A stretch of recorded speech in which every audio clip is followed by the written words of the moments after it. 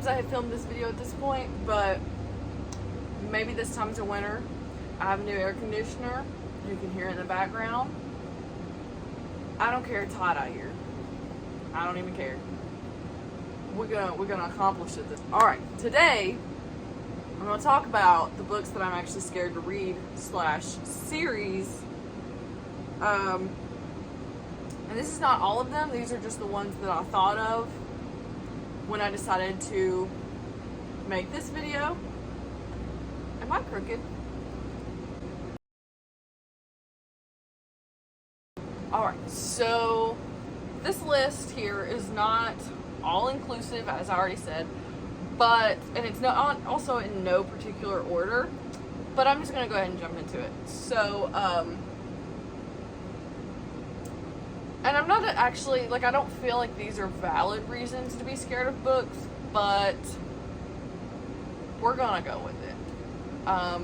So, the first one on my list is All the Light We Cannot See by Anthony Doerr. There's a picture. I've heard it's sad. It's historical fiction. I've heard it's slow. And it's about yay thick. So it's a little overwhelming to me. Because I don't know that I want to commit to something that thick that's also that slow in a genre that I don't gravitate towards. But I own it, so it's a tough decision to figure out why. But I've heard it's wonderful once you get through the entire book. But I'm not ready to commit to that right now.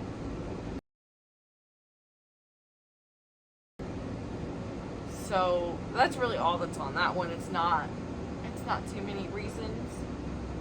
But the next one is actually a series. Actually, the next couple of ones are a series. And it is the Shatter Me series. I'm not actually sure what that series is called, but it's like Shatter Me and Unravel Me and something. But anyway, it's by Tahira Mafi. And I think it's slightly dystopian.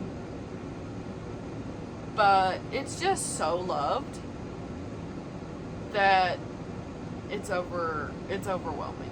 It's scary because they're not huge books, but it's such a beloved series that it's one of those.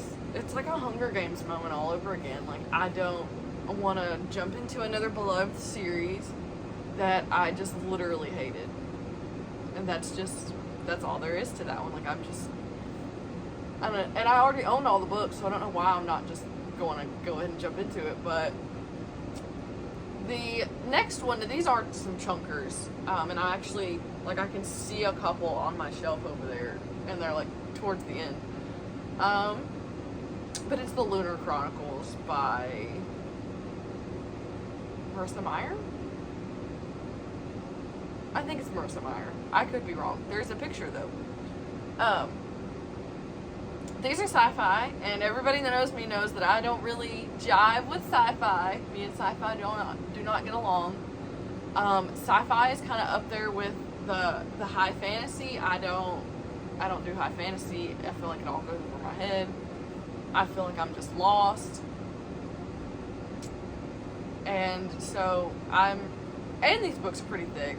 So I'm just kind of scared to dive in because it's a huge commitment. I do have some people that have listened to them on audio recently that just absolutely adored them. And they were kind of in the same boat as me. They don't really jive with sci-fi. So that did give me a little bit of hope there. But not too much. So, that's why I'm scared of that one. And it changes characters. It follows a different character every series, but the previous characters' appearances. And the next one I also can see on my shelf over there is the Diviners series by Liva Bray. I think it's, I can't think of the second one's name. But these are also pretty thick. They're also somewhat of a fantasy historical fiction moment, and they take place in the 1920s, which isn't the worst decade to take place in. But this series is also heavily beloved, and all of that combined is a little overwhelming, and I'm a little scared, a little nervous. Also, Vampire Academy, because I feel like it's, for one, going to just snowball, because there's quite a bit of books in that series. I think there's 6. I think it's 6, and they just progressively get thicker. And then there's like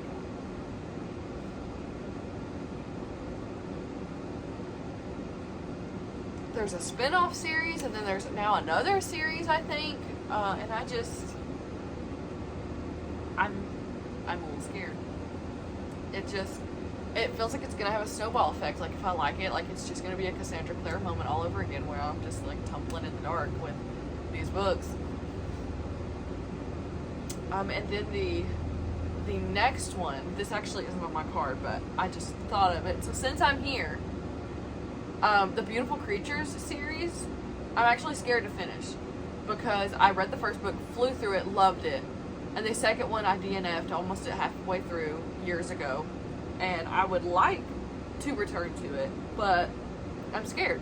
I'm a little nervous.